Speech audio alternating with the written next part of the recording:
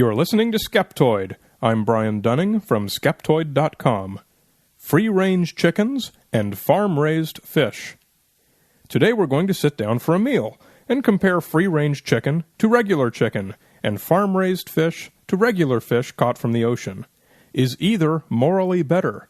Is either healthier? The truth may surprise you. Few people have actually looked into the facts personally. Let's look at the legal definition of free range as far as chickens are concerned. According to the U.S. Department of Agriculture, free-range chickens are simply those which have access to the outdoors. There is no clear definition of outdoors, however. Free-range chickens are still fenced in and typically have a roof over their heads as well, but conditions are as varied as there are numbers of farms. No doubt there are some smaller producers who raise chickens in the way that animal activists imagine free-range chickens living, with wide-open spaces and happiness and joy, but they are in the minority, since that's such an inefficient use of space. The vast majority of chickens sold as free-range are simply given some access to outdoor space in approximately the same proportion that their higher market price justifies any reduced farming efficiency. Often it means little more than a window, and that's perfectly legal. Note that free-range chickens have nothing to do with organic standards. Free-range chickens can be organic or non-organic. That all depends on the food they're given and whether or not they receive antibacterial treatment, plus a few other details. Proponents of free-range chickens have been known to criticize buyers of regular chickens for the immorality of raising chickens in pens. I encourage those people to actually look into the facts of what free-range means. It does not mean what most people think it does. There are two main issues that free-range chicken proponents wish to address: the well-being of the chickens and the healthfulness of their meat. Let's talk about the well-being of the chickens. Does the freedom to walk or look outdoors give them a happier life? We raised chickens when I was a kid, and one thing we always thought was fun was to catch a chicken, lay his head on the ground, then put your finger at his nose and draw a line in the dirt away from him. We called this hypnotizing the chickens.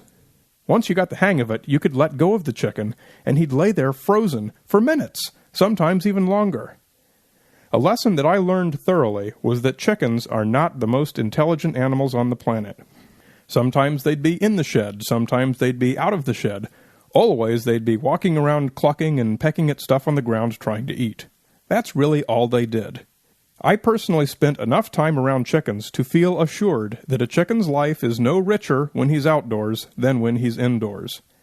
My personal assessment of free-range chicken proponents is that they either did not spend as much time around chickens as I did, and believe them to be somehow enriched by that great outdoors feeling, or that they have some other experience outside of my own that I'm sure we'd all love to hear about in the feedback form on Skeptoid.com, or in the forums or on the SkepTalk email discussion list.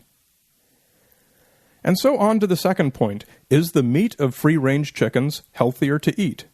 Remember, we're talking about free-range chickens, not organic chickens, so this has nothing to do with what the chickens eat or what other treatment they receive. Some say that free-range chickens get better exercise, so their meat is leaner, but this is simply untrue in most cases. Chickens sold as free-range rarely have more space than regular chickens.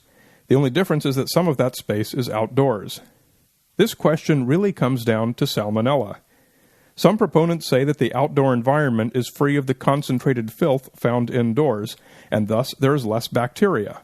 Opponents say that the indoor pens are frequently sterilized for just this reason, and are thus far cleaner than unsterilized outdoor chicken pens.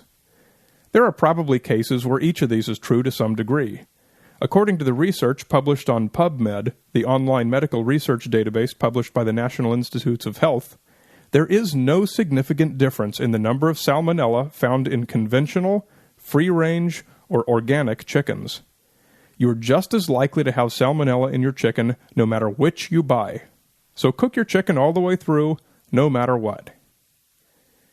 In the United States, free-range chicken eggs are not regulated. They do not need to come from free-range chickens. It's an unregulated marketing label only. There are no requirements which must be met by producers who sell eggs as free-range, and so paying these higher prices is just throwing money away. Know what you're paying for. Do your own research. Personally, I find myself without any reason to pay the higher prices for chicken marketed as free-range. I doubt that the living conditions are actually significantly better. I doubt that chickens have the capacity to appreciate any difference there might be, and I am satisfied that free-range chicken contains no less salmonella. If you find some reason to disagree with my conclusions, please come onto the Skeptoid.com website and tell us about it. What about hatchery-raised fish, also known as aquaculture? This is a more complicated issue because fish are difficult and expensive to get out of the ocean, and there are certainly cases where overfishing threatens wild populations. In this sense, fish farms make all the sense in the world. The native populations are not affected, and the fish can be harvested far more cheaply, efficiently, and safely. This is a different question from the one about raising fish in hatcheries in order to help repopulate depleted stocks, which is a particularly thorny environmental issue. Conceptually, it's a good thing to do, but in practice, it creates highly complex problems. Releasing large numbers of fish into an area with multiple threatened species will help the released species, but often to the detriment of the other species. That's not to say it shouldn't be done, it just has to be done with great care by knowledgeable experts. Fish farming is considered a good thing by such a large consensus that you have to dig pretty deep to find criticism of it. You have to dig all the way down to our favorite anti-human, fire-bombing eco-terrorists at PETA, just the people you want in charge of your unbiased science information. They've made a website called fishinghurts.org, where they refer to the water in fish farms as fecal stew, and actually presume to authoritatively discuss the psychological damage suffered by hatchery fish. They describe fish as intelligent and interesting individuals. They also argue, strangely, that eating fish is toxic. That's news to me. I eat as much fish as anyone, and I appear to be alive. Everyone is well within their rights to believe PETA's charges. If you do, you're probably not going to eat fish from any source, and so the question of whether it's better to eat farm-raised fish or free-swimming fish is not at issue. And even back on Earth, when you're raising fish to eat, fish farming is not all upside. There are still problems. Since the populations are smaller, they are subject to inbreeding depression, so it's necessary to continuously introduce new genes into the environment. It can't be a totally closed system, but this very small draw on the wild population is far, far better than a direct draw on the wild population for all harvesting. With a landlocked fish farm, growers have direct control over the water quality and content. No doubt there are fish farms where the water quality is deleterious to the fish, but since this hurts the farmers more than anyone else, they're in the minority. There are also bodies of natural water containing pollutants that fish in farms are not exposed to, which is to the farmer's advantage. Italy is really big on aquaculture, and those interested in the subject are encouraged to read up on their tests, which are numerous.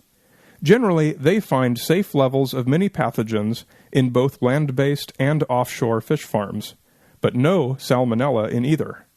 PCBs are found in slightly higher concentrations in the offshore fish farms, but still at safe levels. Again, you can find this information online at PubMed, which is a great bookmark for anyone interested in health sciences. Just don't tell anyone at PETA. We wouldn't want to pollute their minds with any of this immoral research. Overfishing in the oceans is a real challenge, but the severity of the problem and how recoverable it is depends entirely upon who you ask. I'm not even going to go there. That's another subject for another time. The bottom line is that fish farms are generally a good thing. They protect wild populations while still providing the fish we need. As for those free-range chickens, if you're really concerned about the welfare of the chickens, don't eat them! There is little reason to conclude that chickens sold as free-range under our current USDA standards live more fulfilling lives than their indoor counterparts. If you think they should, then you should probably direct your efforts toward changing the regulatory system, rather than criticizing people who eat regular chicken. You're listening to Skeptoid. I'm Brian Dunning from Skeptoid.com.